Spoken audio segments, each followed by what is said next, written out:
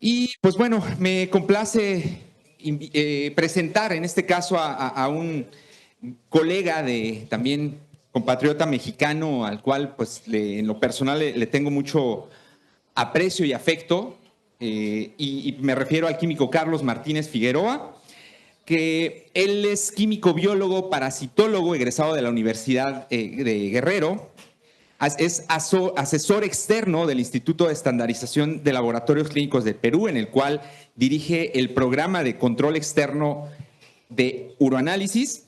Es coordinador y profesor de uroanálisis en la empresa de capacitación continua EduLab. Es profesor titular y adjunto de conferencias, cursos y diplomados en más, y cuenta con más de 30 eventos académicos nacionales y latinoamericanos. Esto en el contexto de uroanálisis.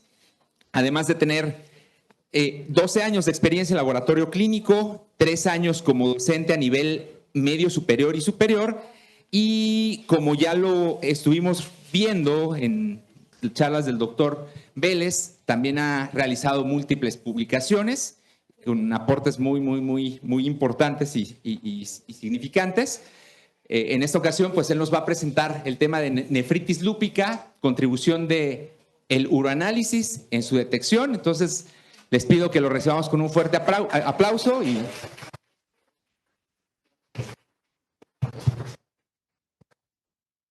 Hola, ¿qué tal? Buenas tardes. Es un gusto estar aquí con ustedes compartiéndoles esta conferencia. Que para empezar me gustaría empezar con el hecho de que estoy muy contento de estar compartiendo tu experiencia aquí. Mucho entusiasmo por ver que hay muchas personas interesadas en un análisis que la gente piensa.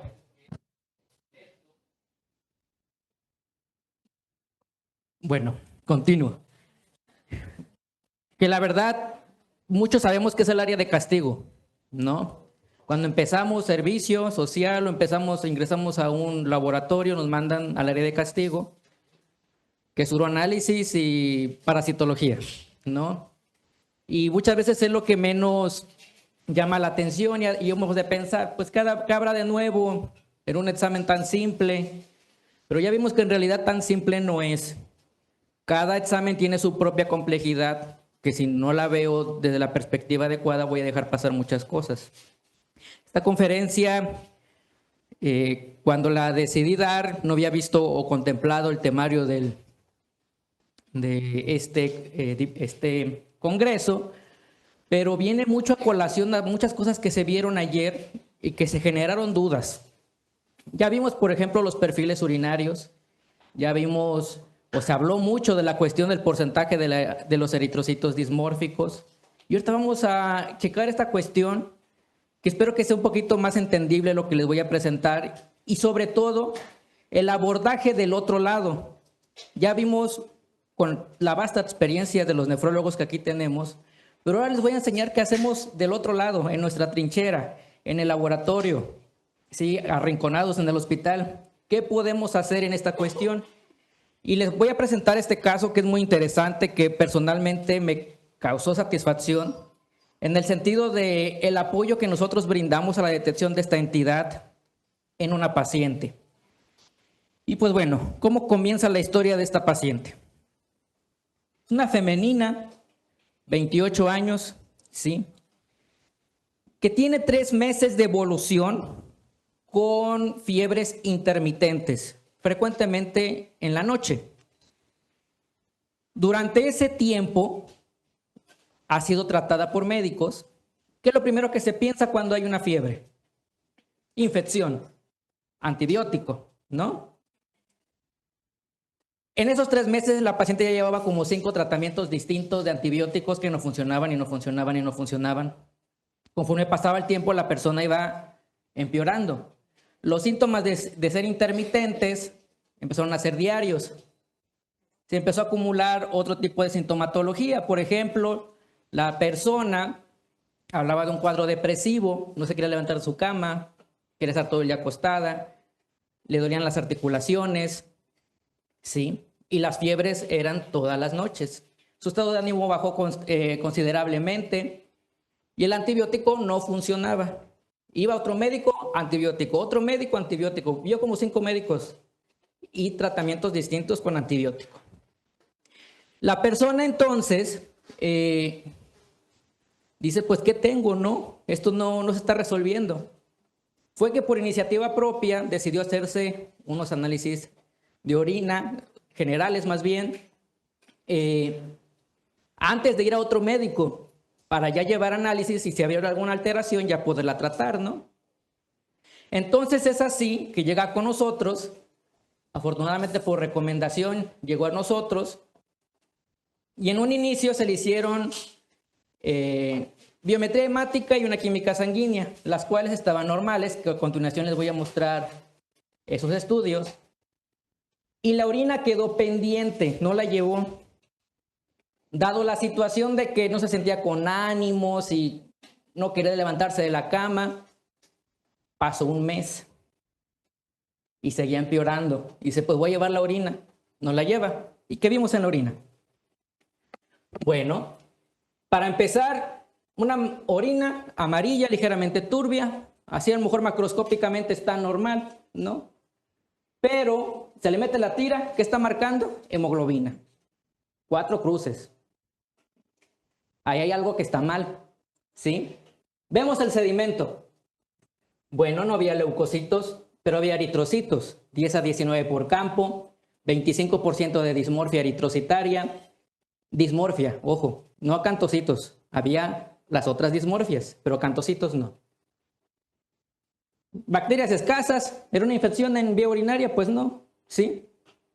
Células escamosas escasas, pero ¿qué otra cosa había interesante ahí? Que había celularidad tubular renal, escasas, cilindruria, granulares eritrocitarios de hemoglobina de células tubulares renales y hialino. Y por ejemplo aquí les muestro uno que contenía eritrocitos. ¿Sí? ¿Eso será una infección del tracto urinario? ¿Qué será? ¿Con qué perfil urinario que ya vimos se vincula? Glomerulonefritis activa, síndrome nefrótico, una glomerulonefritis activa, ¿no? Eso sería lo que vimos. Más fotitos del mismo caso, contraste de fase, campo claro, la hemoglobina, todo esto lo que estaba alrededor eran células tubulares renales que se intoxicaron y se vinieron también, las pobrecitas.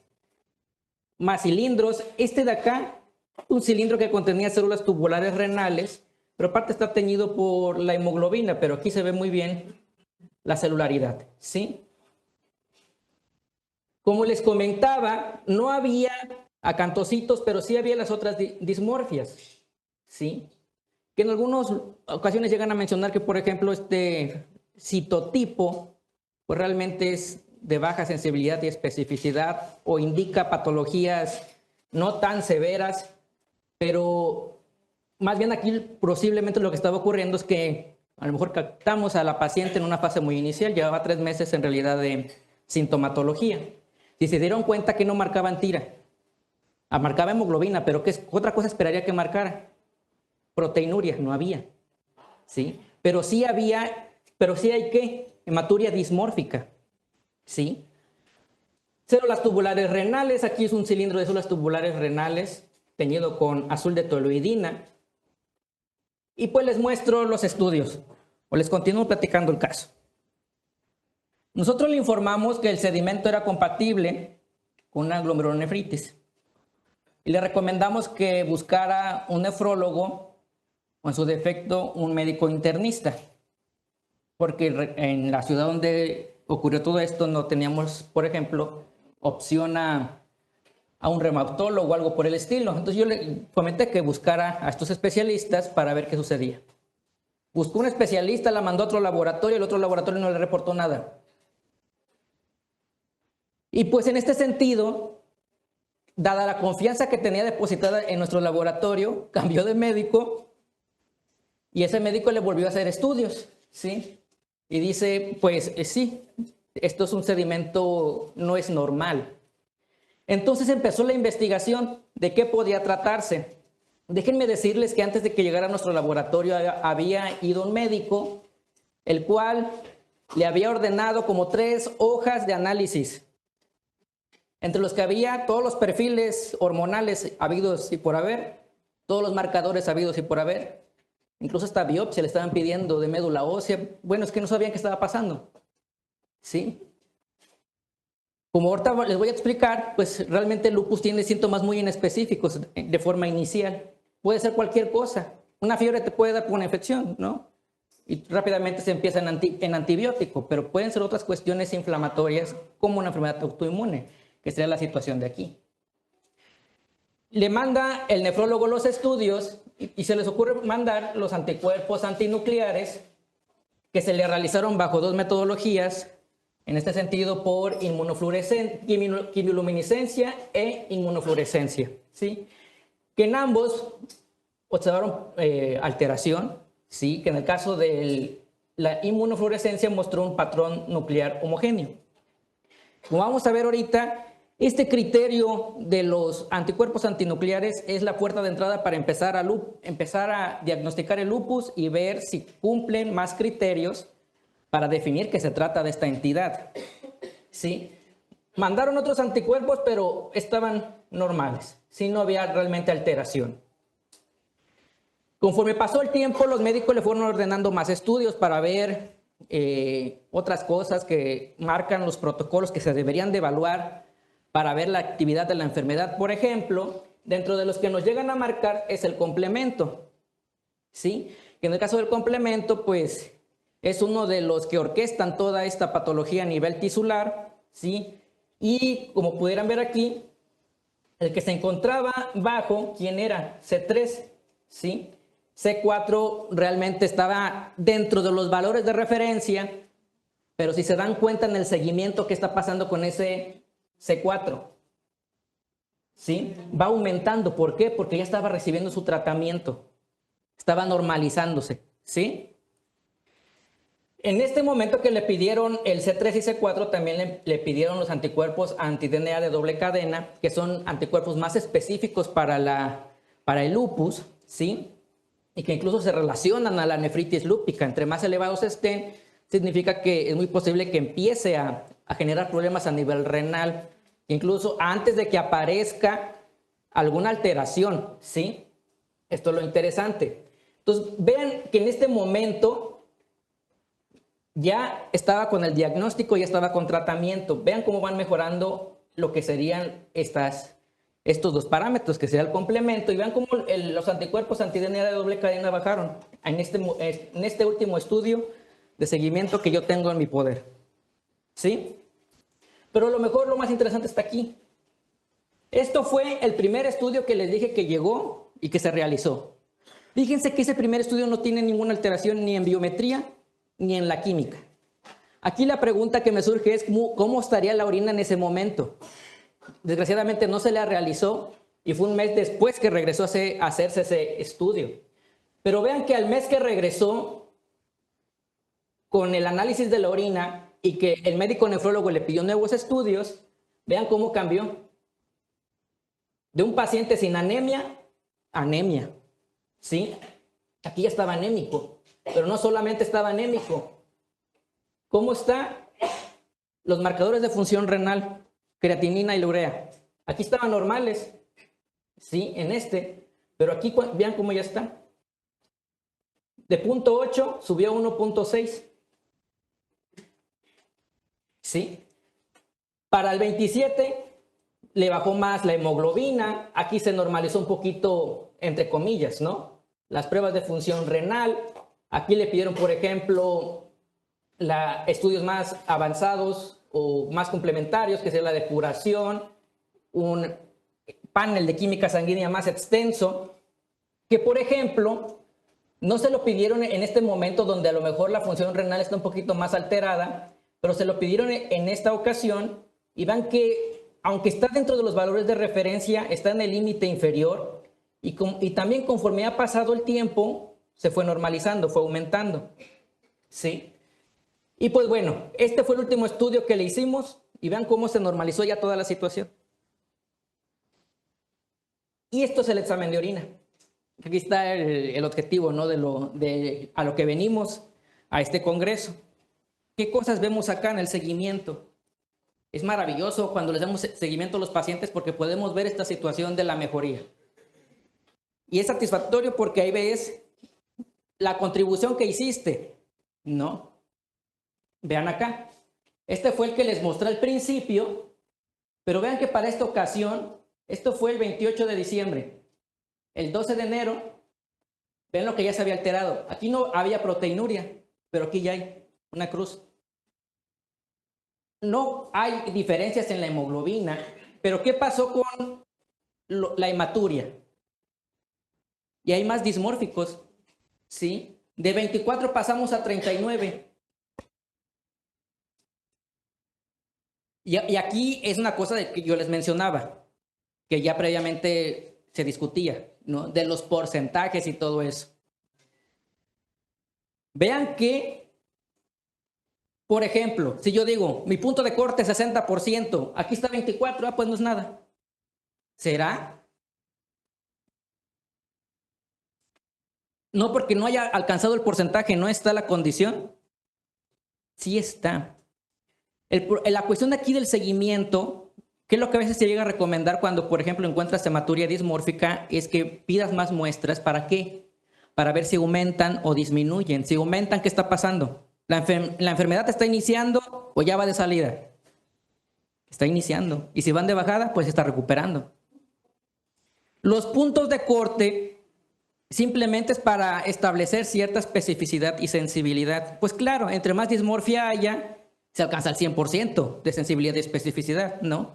Pero el hecho de que estén bajos no significa que no haya una enfermedad, porque puede que la haya captado en el inicio, que haya tenido esa fortuna, por decirlo de alguna forma, ¿no? No que ya se haya instalado completamente la situación, ¿sí? Más o menos empezó en agosto la sintomatología, pues para diciembre ya estaba para enero, perdón, ya estaba diagnosticada y con tratamiento. Entonces, posterior al tratamiento, pues vemos que empiezan a bajar estos parámetros que en un momento estaban alterados. Vean que en este segundo estudio de una cruz ya está en trazas. ¿Sí? A veces por ahí dicen, no informen trazas, no significa nada. Yo no estoy muy de acuerdo con eso. Hay que informarlo porque te está diciendo probablemente que hay una proteinuria de baja intensidad que todavía no alcanza la sensibilidad específica para que dé positiva completamente esa almohadilla. La deben de informar. ¿Sí? Entonces aquí ya está en trazas. Vean que ya aquí ya bajó la hemoglobina y esto se traduce en lo que vemos al microscopio. De 50 bajó a 25 a 30 por campo y de 39 a 4%. No vimos tantos cambios en cuestión de la cilindruria, pero vean que en ya de plano se normalizó la cuestión de la proteinuria y la hematuria. Hay de 1 a 4 eritrocitos, ya no hay dismorfia, pero por aquí le encontramos un cilindro eritrocitario en toda la preparación, por ahí andaba todavía. ¿Sí? El remanente de que hubo algo. ¿Sí? Y ya para este periodo, qué maravilloso, ¿no? Ya aquí la persona sin síntomas, con tratamiento. Y es el mensaje que les quiero dar. Hay que motivarnos a hacer buenos exámenes de laboratorio. ¿Sí? Creo yo que todos tenemos a veces la situación de que, pues, ese compañerito se actualiza mucho y le sabe mucho, pues que él me revise mi muestra. ¿No? ¿Y por qué nosotros no tomamos la iniciativa de ser esa persona? Ese granito de arena que le puede ayudar al paciente. ¿Sí? Imagínate el otro laboratorio que no le informó nada, que estaba normal. ¿Quién sabe cómo hayan hecho el examen, la verdad? Como para no ver nada. Imagínense que ese laboratorio le hubiera hecho más estudios, pues la persona está normal y ella se sigue sintiendo mal. ¿Sí? Hay que tener cuidado porque al final de cuentas creo yo que no hay que olvidar para quién trabajamos. No trabajamos para hacernos ricos.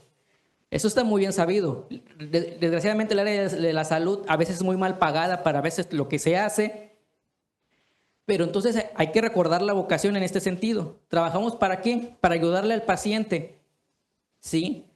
desde la trinchera que es en nuestro laboratorio, ¿sí? Dada la inespecificidad de los síntomas, pues a lo mejor hay una apertura en el sedimento urinario que pueda revelar algo. Y esto es la intención de esta conversación.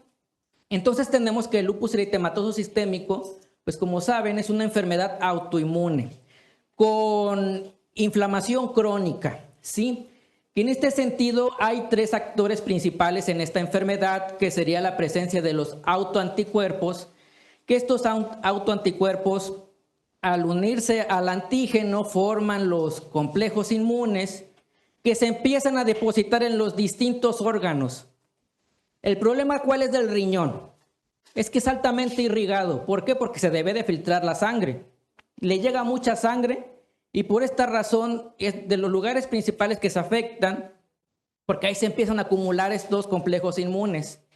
El problema no solamente es que se deposite ahí, se deposita, ok, pero ese complejo levanta una banderita roja. Oye, aquí hay un problema.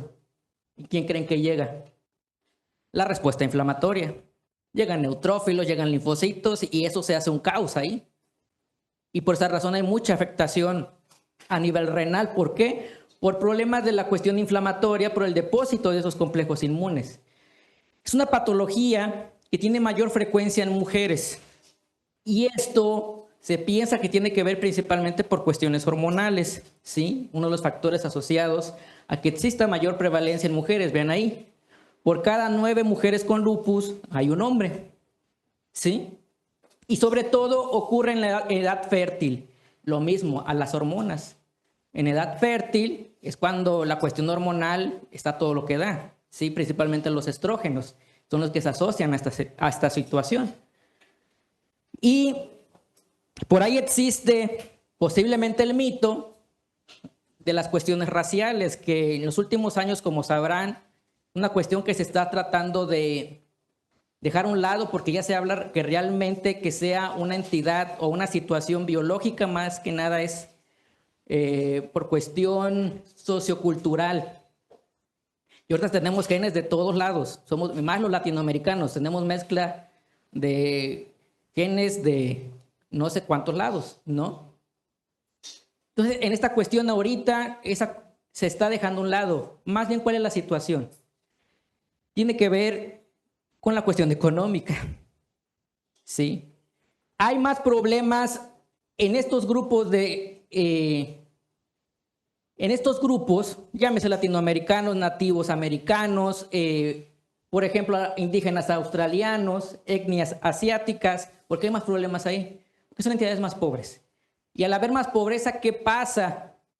Hay menos oportunidades de diagnóstico, hay menos oportunidades de tratamiento, entonces es más probable que eso se complique a una región con mayores ingresos, donde tienen mejor tecnología, mejor tratamiento y donde se puede prevenir toda esta situación antes de que aparezca todo esto, ¿no? Esta sería la verdadera limitación, en realidad, no tanto por la raza, sino por la cuestión económica de estos países. Bueno, en cuanto a la fisiopatología, este es el modelo tradicional que tenemos. ¿Y cuál es ese? Se supone que hay 2 orígenes. Uno de ellos trata de explicar que hay ciertos genes que te generan vulnerabilidad, principalmente los del complejo mayor de histocompatibilidad, porque recuerden que estas moléculas sirven para la presentación antigénica. Entonces, el problema es que la célula presentadora de antígenos, llámese macrófago, presente un fragmento como antígeno, que sea DNA, se empiezan a generar anticuerpos. El problema es que estos anticuerpos pueden tener reactividad cruzada contra lo propio. A lo mejor se creó para una entidad viral, ¿no? Pero resulta que por la reactividad cruzada se empieza a pegar al ADN de las células de nosotros y es ahí donde empieza el problema autoinmune, ¿sí? Esa es la idea que se tiene.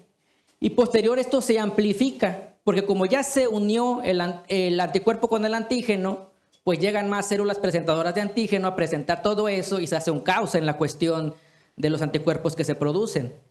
Hay registros en personas que tienen más de 100 tipos de autoanticuerpos distintos. ¿A cuánta cosa no se pegará eso?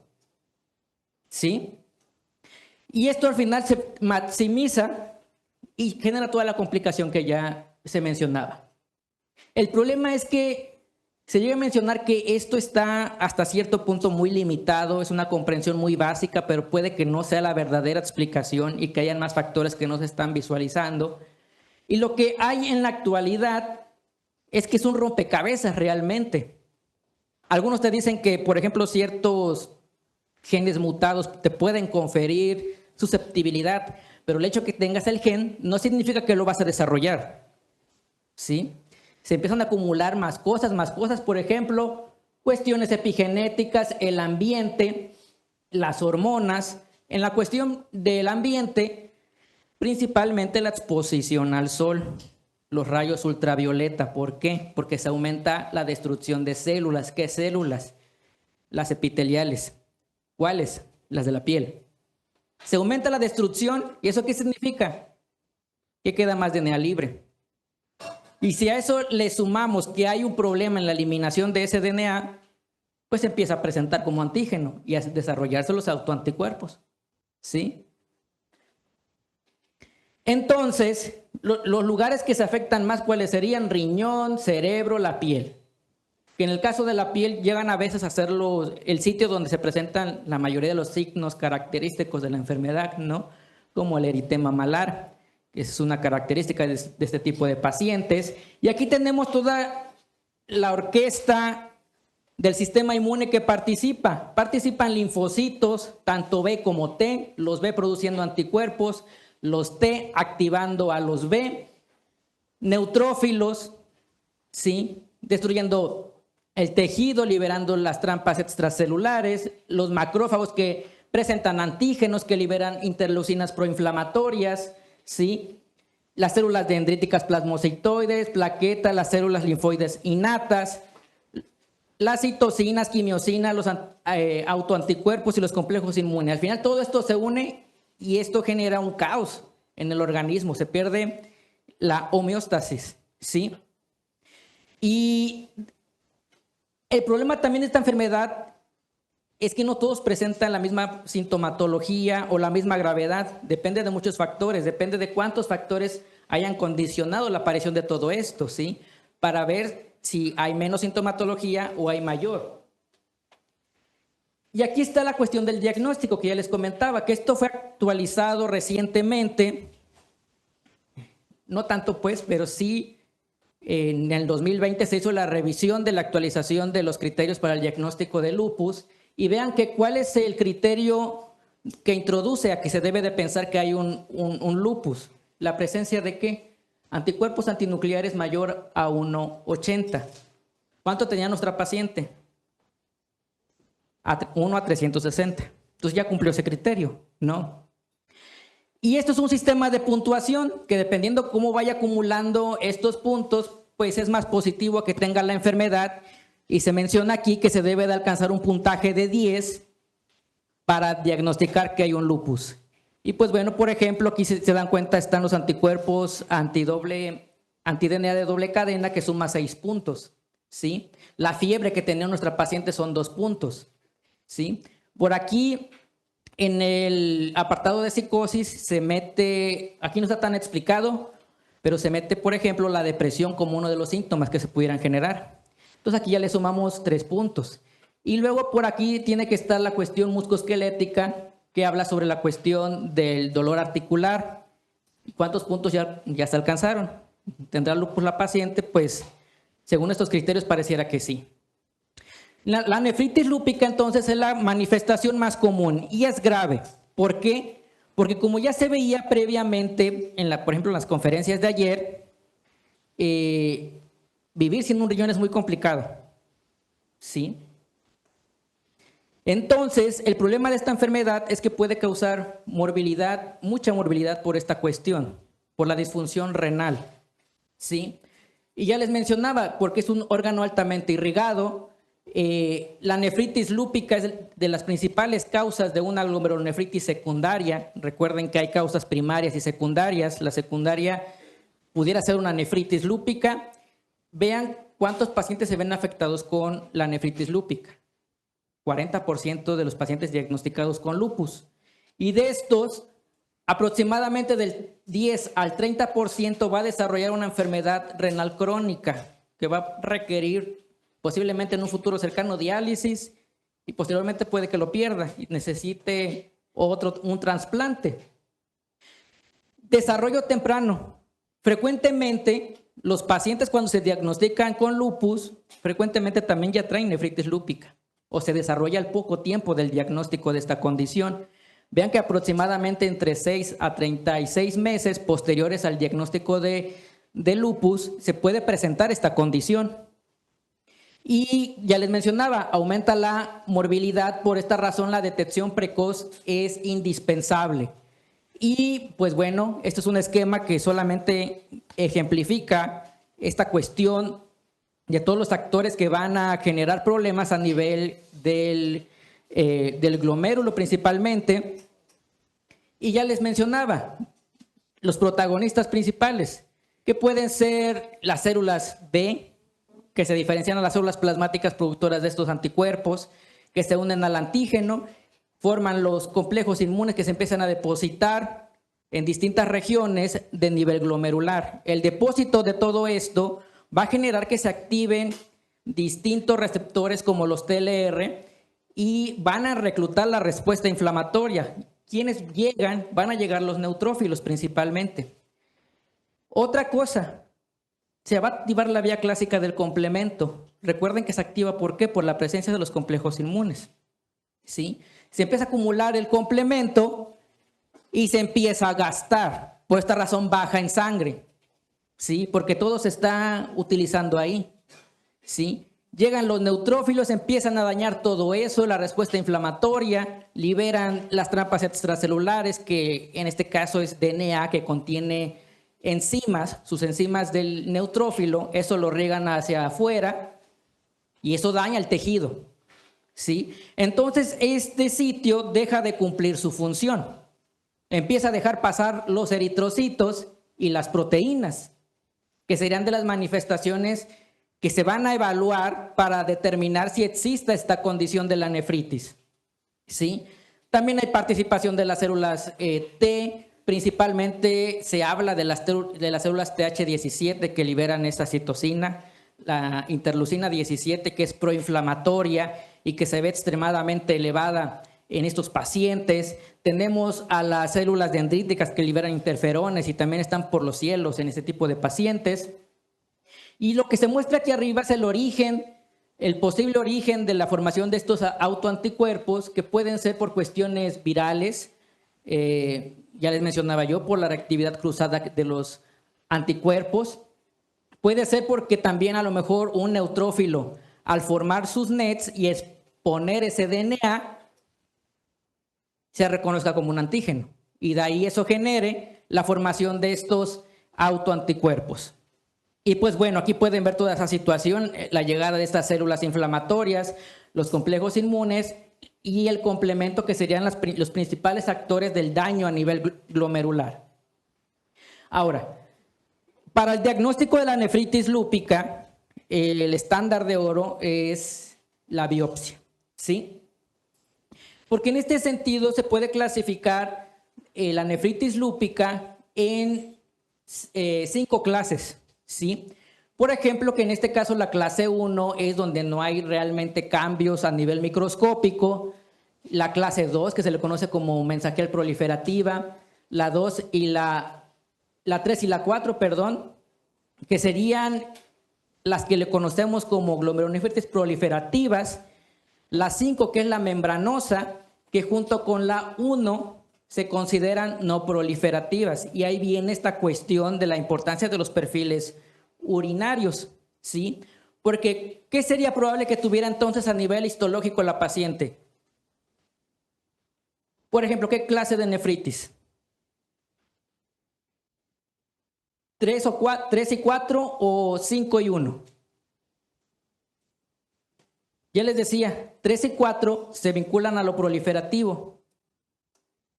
1 y 5 a lo no proliferativo, ¿sí? Y no solo es eso de que sirva de diagnóstico, sino que también se utiliza, ¿para qué? Para evaluar la actividad de cronicidad y de actividad de la enfermedad, porque en base a esto se va a ajustar el tratamiento, ¿sí? Ahora, ¿qué manifestaciones puede tener la nefritis lúpica? Puede ser silente, que no muestre nada, ¿sí? Ese son un problema. Puede que solamente se presente como una proteinuria aislada, como un síndrome nefrítico, nefrótico o como una enfermedad renal crónica terminal, que en este caso sería que una paciente se haya diagnosticado ya muy tarde, ya haya llegado a esta parte. Ahora, para la detección de la nefritis lúpica, ¿qué se tiene que evaluar? Una vez que el paciente ya fue diagnosticado con lupus, se debe de estar monitorizando para ver que no desarrolle esta condición. ¿Y cómo se va a evaluar? Con la presencia de proteinuria o la presencia de alteraciones a nivel del uroanálisis, como lo pudiera ser la hematuria dismórfica o la presencia de eritrocitos, cilindros eritrocitarios, perdón. Vean que en el caso del uroanálisis puedo ver hemoglobina y proteínas, y en el sedimento una hematuria dismórfica, cilindros eritrocitarios, granulares y lipiduria, dependiendo del tipo de entidad que esté presente. Vean que en el caso de la clase 3 y 4, ya les mencionaba, se vinculan o se clasifican como glomerulopatías proliferativas, que se presentarían principalmente la hematuria, ¿sí? Y las no proliferativas, que se asociarían sobre todo con la cilindruria granular y la lipiduria. Aquí solamente para mostrarles algunos ejemplos de lo que existe en cuanto a la detección de estas condiciones utilizando el uroanálisis. Y este es un trabajo, por ejemplo, del doctor Fogassi, que nos diferencia lo proliferativo de lo no proliferativo. Y vean que solamente para reafirmar lo que ya les mostraba, lo proliferativo, ¿a qué se va a asociar? A eritrocituria, ¿sí? A leucocituria, presencia de células tubulares renales, cilindros con eritrocitos, con leucocitos y epiteliales. Vean que le llaman un sedimento más activo. Y vean lo no proliferativo, pues realmente casi no hay muchas cosas. Si acaso que llega a ver cilindros grasos, pero de ahí en fuera se ve la diferencia, ¿no?, entre lo no proliferativo y lo proliferativo. Estos estudios ya son más enfocados al lupus. ¿Qué diferencias hay, por ejemplo, entre las clases de nefritis? Vean que en el caso de la tipo 2, es la que presenta mayor frecuencia de ¿qué? De que no haya proteinuria. Y realmente los cambios son insignificantes, realmente no hay elevados números. Pero ¿dónde hay mayor cantidad de celularidad, por ejemplo? En la 3 y 4, que son las proliferativas, y que vamos a ver hematuria, piuria, e incluso hay mayor aumento de creatinina. Vean que en el caso de la cantidad de células, eritrocitos y leucocitos se presentan en mayor cantidad, en diferencia de estas dos clases, que sería la 2 y la 5, que se consideran no proliferativas. Vean que la proteinuria moderada se observa principalmente en la tipo 5. Este es otro estudio que nos habla de algo similar, que el uroanálisis es capaz de diferenciar la entidad proliferativa de la no proliferativa. Vean que lo proliferativo, de nuevo, es donde hay mayor cantidad de cambios, ¿sí? Y de nuevo lo mismo. Aquí en este sentido, vean que las creatininas son más elevadas, la cantidad de eritrocitos aumenta, los acantocitos, aquí evaluaron acantocitos, vean que hay mayor cantidad en comparación de la entidad no proliferativa. Y nos marcan otro citotipo de dismorfia, que sería el estomatocito. Incluso nos hacen este diagrama de cómo el uroanálisis puede diferenciar entre estas entidades, o lo que serían los tipos de nefritis, dependiendo lo que se vaya presentando. Y esto pudiera ser de ayuda, pues sí, porque le indicaría al médico entonces que hay necesidad de realizar una biopsia, porque a lo mejor hay que cambiar un tratamiento porque ya cambió de clase, ¿sí?, el paciente. Y de nuevo lo mismo, lo que ya les comentaba. lo proliferativo de lo no proliferativo, sobre todo que hay leucociturias, hay presencia de eritrocituria también, y los cilindros leucocitarios y eritrocitarios, mayor frecuencia en qué, lo proliferativo, y en lo no proliferativo, en este caso particular, lo que observaron es la presencia de cilindros granulares, ¿sí? Que en este caso tal vez se quedaron un poquito cortos de evaluar mayor cantidad de elementos formes, pero yo les quiero hacer hincapié en esta situación, ¿sí? A poder diferenciar estas cosas, y no solo a eso, a que lo informen. ¿Dónde lo van a informar? Es de preferencia que lo coloquen en algún comentario, ¿sí? Ya dependiendo qué tan preparados se sientan, pueden decir un uroanálisis o sedimento compatible con una glomerulopatía, y si ya quieren dar un pasito adelante, pues decir que es proliferativo y no proliferativo. Y ya le van cercando al médico a qué diagnóstico debería de apuntar, ¿sí? Porque al final de cuentas, quien revisa ese sedimento, ese uroanálisis, somos nosotros. Y recuerden que debemos de darle al médico la información lo más sencilla posible para que lo pueda interpretar. Y si le podemos meter esa ayuda, pues sería fundamental, porque ya no andaría pidiendo 3 hojas de análisis para ver cuál pega, ¿no? Sino que ya se enfoca en determinar qué sería lo necesario para esta paciente.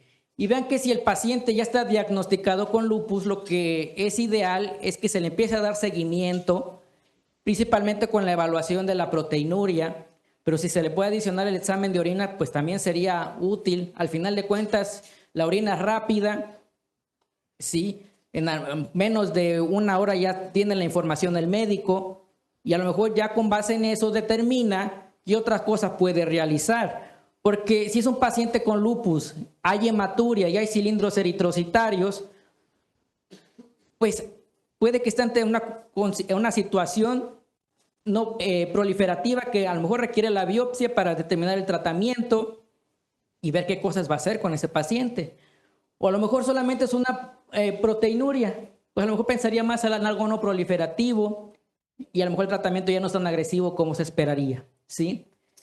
En este caso particular, lo que nosotros vimos fue esto: una paciente joven que presentaba fatiga, manifestaciones articulares, que pudiera presentar mucocutáneas también, y que adicionalmente le estamos encontrando la hematuria y la cilindruria eritrocitaria. Pues habría que recomendar, aconsejar, que no estaría de más pedir unos anticuerpos antinucleares para pensar o descartar un posible lupus, que sería una entidad frecuente, ¿sí?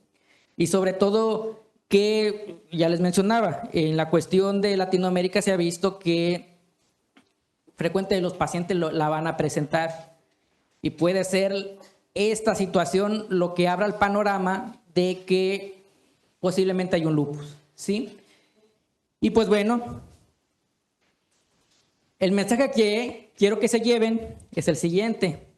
Ya aprendieron todo lo proliferativo, lo no proliferativo, ya vieron los porcentajes y toda esta situación, pero yo quiero dejar estos 3 mensajes, más allá de la cuestión de conocimiento. 1, invitarlos a que no dejen de ser curiosos, ¿sí? Porque como ya se mencionaba previamente, a veces los cilindros eritrocitarios no los encuentras tan fáciles, y a veces requiere que analices más muestras, montes más preparaciones para buscar intencionalmente que esté presente, por ejemplo, este tipo de cilindro, ¿sí? Ayer se comentaba que a partir de qué número de eritrocitos empieza a hacer la diferenciación con la dismorfia. Pues yo diría que si tú estás revisando el sedimento y estás viendo que hay dismorfia, lo hagas independientemente de si haya o no. No es tanto de que si hay más de 50 por campo, pues hazla. No, si están presentes hay que hacerlo y hay que informarlo. Porque puede que el paciente esté empezando o vaya de salida. O puede que sean condiciones de la propia muestra. Una muestra diluida que no se obtuvo, por ejemplo, primera o segunda de la mañana, sino es una orina al azar, que el paciente ya tomó agua y a lo mejor lo único que encuentra son 2 eritrocitos dismórficos, lo único que hay, ¿no los informarían? No pueden hacer esa omisión, creo yo, porque eso puede abrir la puerta a que se le investigue algo que no está viendo el médico, ¿sí? Y también no hay que quitarnos las ganas de aprender. Afortunadamente o desafortunadamente, escogimos un área que está en constante cambio. ¿Y eso qué significa? Que lo que aprendí hace 5 años puede que ahorita ya no sea la realidad porque ya se está entendiendo de otra forma. ¿Sí? Por ahí me comentaban hace rato, yo no sabía identificar, por ejemplo, eritrocitos dismórficos hasta que vine aquí. Y cómo se cambia el panorama, ¿no? ¿Y todo por qué? Por la iniciativa de querer aprender. Porque puede que, decía una profesora, cuando nos enseñaba a identificar parásitos, por ejemplo, que estaba un quiste, y nosotros inexpertos nos asomábamos y no veíamos nada. Decía, te está picando los ojos casi, ahí está, ¿no? Así igual, puede que está ahí la célula, la estructura, que nos esté picando los ojos, y si no la sabemos identificar, no lo vamos a reportar. No podemos reportar lo que no conocemos. No formemos parte del problema, sino de la solución. ¿Sí? Se puede hacer desde la trinchera, se puede. Hay que darnos ese valor. ¿Y cómo nos los vamos a dar? Estudiando, aprendiendo. ¿Sí? Yo por ahí también he escuchado a veces muchos comentarios de que llegan a mencionar, ¿de qué sirve que se lo informe al médico si no le va a tomar atención? No te quites la responsabilidad de informarlo por esa situación. Tú tienes que cumplir tu función. Si el médico le hace caso o no, pues es cosa del médico, pero eso no, ya no es tu responsabilidad, ¿sí? Y a veces llegan a mencionar en las guías, si tú aprendiste algo y trabajas con un grupo de médicos, se lo debes de enseñar, ¿sí? Para que sepan que cuando se los informes significa eso. O el hecho de que se los informes le va a meter la duda. ¿Y eso qué es? Pues voy que me platica a ver qué es eso. El caso de los esferoplastos, ¿no? Que es algo muy reciente, le reportas esferoplastos, y el médico dice, pues ¿esto qué es? Es el médico. Ah, pues voy con el loco de laboratorio que me está informando esta cosa para que me explique qué es. Y ya le explicas, ya le cambió el chip, ya sabe que cuando le reportes eso debe hacer esto otro. ¿Sí? También hay que poner un poco de nuestra parte. Hay que trabajar en colaboración. Es posible, ¿sí? He tenido la fortuna que muchos médicos confían en uno por esa situación, porque han visto que eres capaz, ¿sí? Si ven que nada más estás en el celular y dejas todo al equipo, no generas la confianza, creo yo, ¿sí? Hay que demostrarlo. Y por último, ya les dije hace rato, hay que ser el personal del laboratorio que quisiera que nos atendiera o a nuestra familia. Porque a veces se enferma el hijo, la mamá, el papá, y lo mandamos o queremos al laboratorio más caro. No, el mejor laboratorio. Pero nosotros no hacemos ese aporte y hacemos lo contrario. ¿Sí? Y pues bueno, eso es lo que quería comentarles con este caso, explicarles o aplicarlo y que vean cómo podemos hacer algo desde nuestro lado. No es imposible. En este caso, el único detenimiento somos nosotros, que demos un paso adelante. ¿Sí? Y pues bueno, de mi parte es todo. Por ahí les dejo la forma en la que pudieran contactarme en caso de que en alguna ocasión llegara a ser yo de utilidad.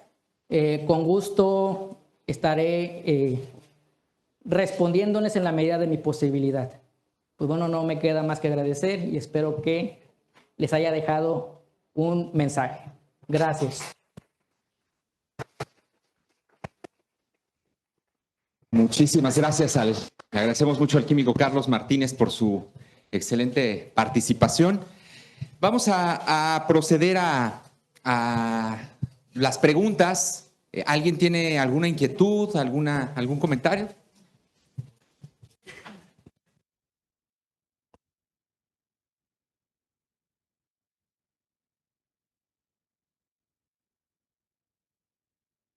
Buenas tardes, gracias por su presentación. Que tengo la duda en respecto como a lo tradicional que al menos yo tenía entendido de la importancia clínica de informar los eritrocitos dismórficos sobre el 40%, de acuerdo a la guía, como tradicionales. ¿Desde qué cantidad o porcentaje considera usted que uno debería informarlo? Porque de acuerdo a lo que usted dijo, es como casi con del 1, 2, 3%, porque a mí me ha pasado personalmente que cuando veo ese porcentaje no lo informo, porque siento que a lo mejor no es relevante. Como ya les comentaba previamente, en realidad no es que haya un número en específico que nos diga que debamos hacer esta cuenta diferencial. Ya les decía yo que si está presente, así sea uno, se informe. En esta situación, si a lo mejor la cantidad es muy baja, pues a lo mejor no hacer el porcentaje y decir, pues me encontré un eritrocito dismórfico, ¿no? Para que lo tome en consideración. Y eso el médico haga que pida a lo mejor un segundo estudio con mejores condiciones, porque puede tal vez que la muestra no haya sido la más adecuada. ¿Sí? Al azar de urgencias, con un paciente que se tomó 1 litro de agua antes de la toma de muestra bien diluida, con un eritrocito dismórfico, pues no es una muestra muy ideal. Entonces se lo tengo que informar, aunque sea uno, porque eso le va a meter la espina de que tal vez hay que tomar una nueva muestra en mejores condiciones, porque puede que algo esté ahí y todavía no se manifieste en cuestiones de la sintomatología. Entonces, de nuevo, sin importar la cantidad que haya, se debería de informar.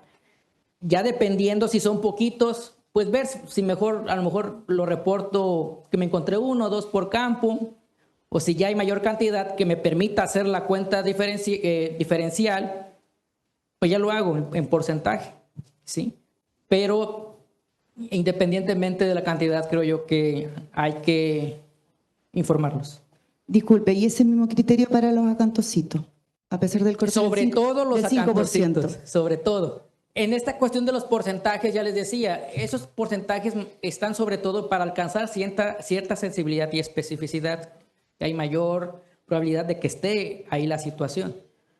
Y los que yo uso personalmente son los derivados de los trabajos del doctor Fogassi, que es 5% para acantocitos, 40% para la demás dismorfia. Es lo que yo llego a ampliar, pero ahí depende de la bibliografía que se consulte, porque, por ejemplo, si no mal recuerdo, hay un artículo del Colegio Americano de Patólogos que ellos bajan el porcentaje a 20 de la dismorfia diferente a acantocito. Ahí depende yo de la bibliografía que yo quiera emplear. Y si puedo poner la referencia de a qué bibliografía yo me estoy adaptando, pues también pudiera ser útil. Pero claro, entre mayor porcentaje, la sensibilidad y especificidad se mejora. Muchas gracias. Sí, de nada.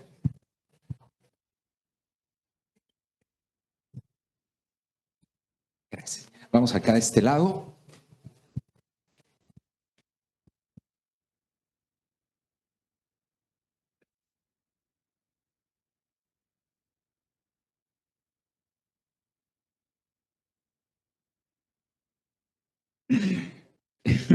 Me da risa porque iba a decir doctor, no, pero eso es Carlito. Con Carlito somos amigos de hace mucho tiempo y fue en realidad el primer mexicano con el cual tuve contacto y a partir del cual pude estar en estas reuniones y hacer todo eso. Primero te felicito porque la exposición fue interesantísima y sos un gran docente, realmente, y con mucho interés y gran investigador. Después de esto, quería comentar que es muy interesante el hecho que a partir de un hallazgo morfológico, hiciste toda una investigación, planteaste una hipótesis y se llegó al final a un diagnóstico que es bastante complejo. Por eso yo sostengo y defiendo mucho la morfología, porque es en realidad la base de casi todas las investigaciones. Todos nosotros somos microscopistas y sabemos lo que eso significa. En mi campo, yo hago citología y En cuanto a orina, bueno, yo me dedico a la parte de cáncer, pero tenemos en el laboratorio del hospital muchos materiales, siempre con la posibilidad de que haya o no un cáncer, en eso que estudiamos. Y justamente en el caso del lupus, nosotros lo estudiamos en los líquidos de punción pleural, porque una de las patologías del lupus es la diseminación a la pleura. Y cuando se disemina pleura, se producen unas formaciones que liberan células y un material pulverulento, necrótico, al líquido de punción. Nosotros cuando analizamos esto, lo que vemos son unas células muy características, que son unos macrófagos multinucleados y unas células epitelioides, que son también derivadas de macrófagos, y un fondo que parece una playa de arena. Y con eso, prácticamente, tenemos el diagnóstico citológico del lupus eritematoso. Después, de ahí pedimos los estudios que se hagan con los anticuerpos correspondientes para confirmar. Pero es importante que el primer diagnóstico se hace a partir de una observación morfológica. Así que, bueno, quería subrayar esto que es tan importante, bueno, sobre todo en la presentación que hiciste, ¿no? Sí. Así que nada más, gracias. Sí, muchas gracias. Y algo que tal vez no comenté es que, por ejemplo, cada vez hay más marcadores, llámese interleucinas y que midas eso y que midas el otro, pero desgraciadamente todavía es una realidad que está en investigación, que pudieran tener mejor sensibilidad y especificidad, pero de aquí que llegue el laboratorio todo eso, y más en Latinoamérica, pues estamos algo atrás. Y que echar de mano de la morfología que vemos en el sedimento, que es más rápido y no cuesta mucho. Y desde ahí genera la incertidumbre, ¿no?, de que algo no está bien en esta paciente. Imagínense la paciente con tantísimo antibiótico, 3 meses, ningún cambio. A lo mejor si no llegaba con nosotros, seguiré con antibiótico el día de hoy. No lo dudo. Sí. Entonces, como bien puntualiza el doctor, la morfología es indispensable. Y también, como le comentaba previamente al doctor Fogassi, no es momento de abandonar todavía el sedimento urinario. Todavía no. Todavía hay mucho que le podemos sacar de provecho. Y pues muchas gracias por su aporte, doctor. Sí, yo creo que de hecho de aquí todos nos vamos a ir con esa tarea de seguir investigando las cosas que quizás no estamos aplicando en el laboratorio. Yo me quedé con una duda súper simple, más que nada en este seguimiento del paciente que hicieron, que también me invita a mucho a seguir los históricos de mis pacientes, que seguro dentro de los 200 diarios que se ven, deben haber muchos casos como el que pudiste vislumbrar. Pero ahí contaban los cilindros como escasos, de 4 o 5 tipos. Escasos todos. Me imagino que eso, no sé qué número era por campo, esa es la pregunta, pero al final cuando la paciente va mejorando, solamente pones escaso nuevamente, pero pones un 1. Ese 1 va en el informe que viste uno en la preparación, Sí, pero sí. ¿cuánto era escaso antes entonces? Sí, esa fue la limitación que tuve tal vez en ese momento y lo conveniente hubiera sido que los hubiera reportado por campo. Esa fue mi limitación. Y a lo mejor se hubiera visto mejor el cambio o la mejora, porque como mencionaba, realmente pareciera que no hubo cambio en los primeros 3 estudios que se hizo, pero yo pudiera decir que numéricamente sí vi disminución, solamente que como a todos les puse escaso, no se ve esta situación. Y en el otro, que solamente vi uno, le coloqué esa observación. Ahí fue limitación mía, que lo ideal hubiera sido para ver la mejoría, reportarlos por campo por lo menos, para ver más o menos cómo fue disminuyendo esta situación. Ahora, yo tengo estandarizada esa parte de cuánto corresponde cada cosa, escaso, moderado y abundante.